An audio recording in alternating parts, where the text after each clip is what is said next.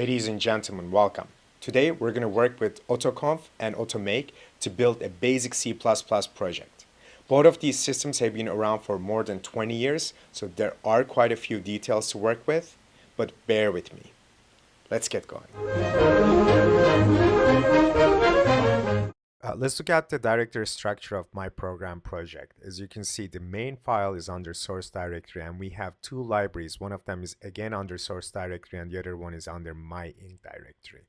We're going to add one makefile.am to every single directory, including the top directory, and we're going to add configure.ac to the top directory. Let's look at the contents of these files. Main.cpp is just a very basic C++ program. It just prints out, adds two numbers and prints it out. It has the helper library does absolutely nothing. It's just there to show how to compile a library that's in the same directory as your binary. My add is a library that adds two numbers, very basic. Let's look at our directory structure one more time. As you can see, we have our 5 files here under 2 directories. Let's edit our configure.ac. Configure.ac file is a bunch of macros. It has to start with AC init, which is our package name and version number. Then we have to call am init automake. As you can see, some of these macros start with am, some of these start with AC. ACs are executed by autoconf, AMs are executed by automake because this file happens to be read by both of these programs.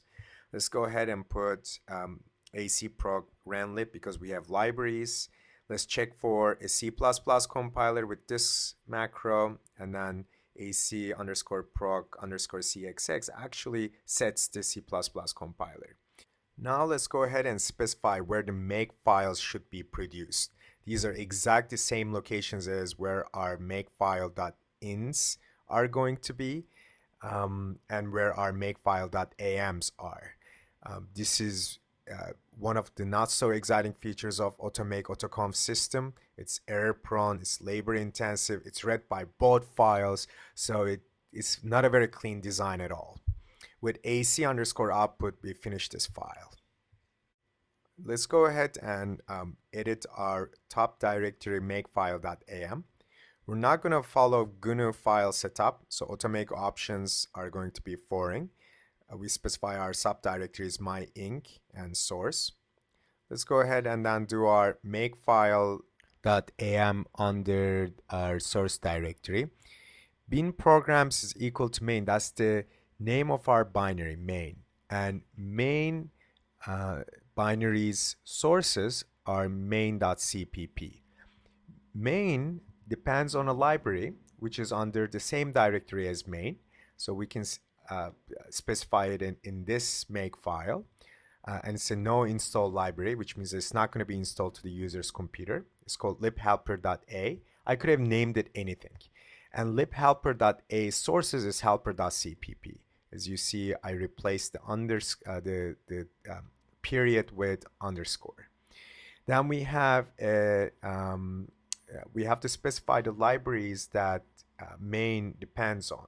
One of them comes from this file libhelper.a.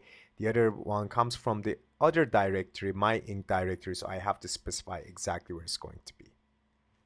Let's edit our last makefile.am file under my ink directory. All we have to do here is to define our library. It's a no install library called libmyadd.a, and the sources is myadd.cpp. Oh wow, so we're done. That's it.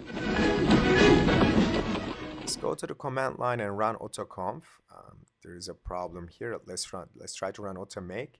Oh, it says that am init automake is not defined, and we have to run this AC local to define it. Okay, so we run AC local, then we run autoconf, and now we have to run automake with -- at missing because of the dep comp problem right here.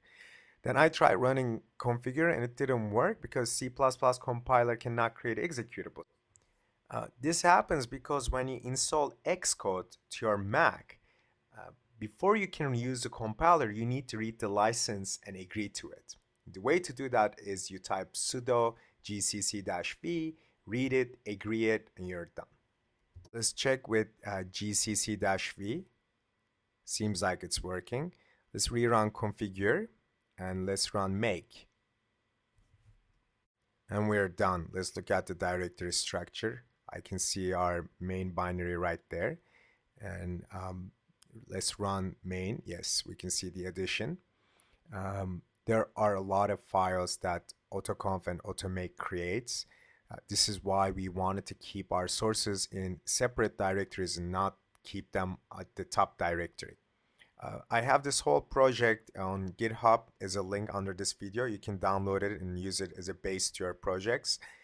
One word of caution, as much as autocomplete and autoconf is a very powerful system, it's also labor intensive, error prone, and complicated. You got to be careful when you're working with it. Good luck and have a nice day.